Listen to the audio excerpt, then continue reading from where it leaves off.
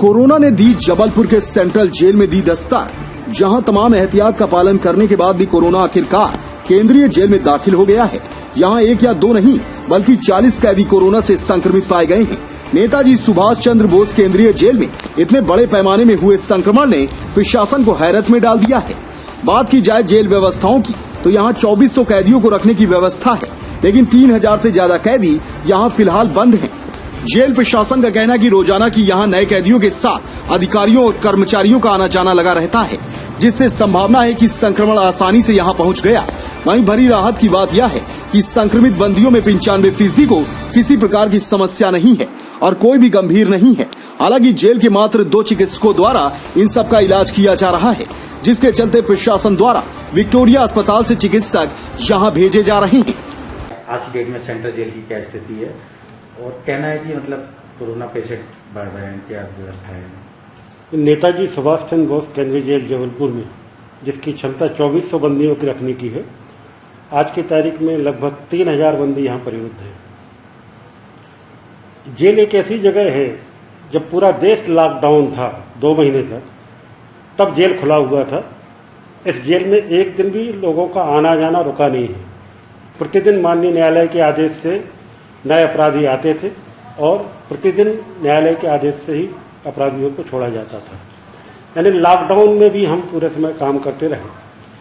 हमने बहुत व्यवस्थाएं की थी, लगभग 50 लोगों को अलग अलग रखने के लिए, ताकि नई आमद के लोग आए तो उनको अलग रखा जा सके। ये सारी व्यवस्थाएं की थी। इन पिछले 5 महीनों में लगभग 10,000 बंदियों, अधिकारी, कर्मचारियों का जेल के गेट में आना और जाना हुआ है। इसके बावजूद भी पिछले 5 महीने तक दिन रात मेहनत करके और गाइडलाइन का पालन करके हमने कोरोना को जेल में प्रवेश नहीं होने दिया। लेकिन अब बाहर भी संक्रमण फैल रहा है।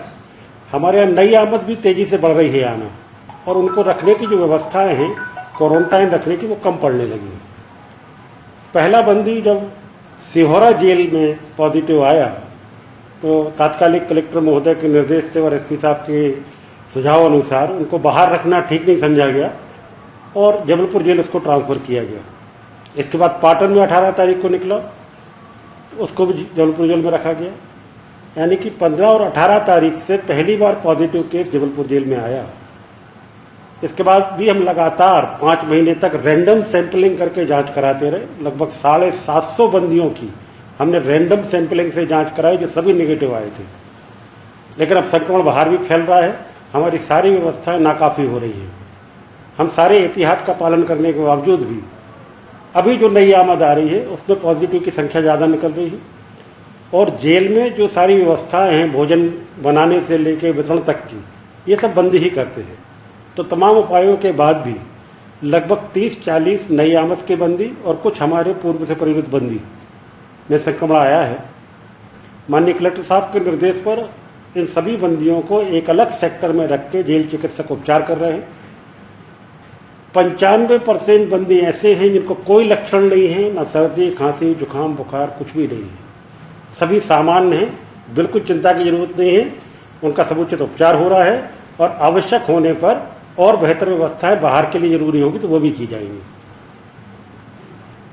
जो पॉजिटिव मरीजों की रखने की व्यवस्था जो यहाँ की गई है, वो क्या पर्याप्त है या स्टाफ की कमी है? हमारे पास इतनी बड़े जेल में केवल 2 डॉक्टर हैं और 2-3 कंपाउंडर हैं। हमने कलेक्टर साहब से आग्रह किया है और उन्होंने आदेश दिया है कि जिला चिकित्सालय के डॉक्टरों की टीम प्रतिदिन जेल पे आएगी और हमको सपोर्ट करेगी। हमारे पास स्टाफ की भी कमी है, जगह की भी कमी है, लेकिन ये विषम परिस्थिति है, हम उससे जूझ रहे हैं और सबको मैं ये आश्वस्त कर रहा हूँ कि चिंता करने की जरूरत नहीं है। जो बेहतर से बेहतर होगा वो किया जाएगा। पिछले 1 महीने में अन्य जेलों से लगभग 600 कैदी यहाँ ट्रांसफर किए गए, क्योंकि वहाँ ओवरक्राउडिंग बहुत ज़्यादा थी उन जेलों में, और वो बिना जांच के आए हैं।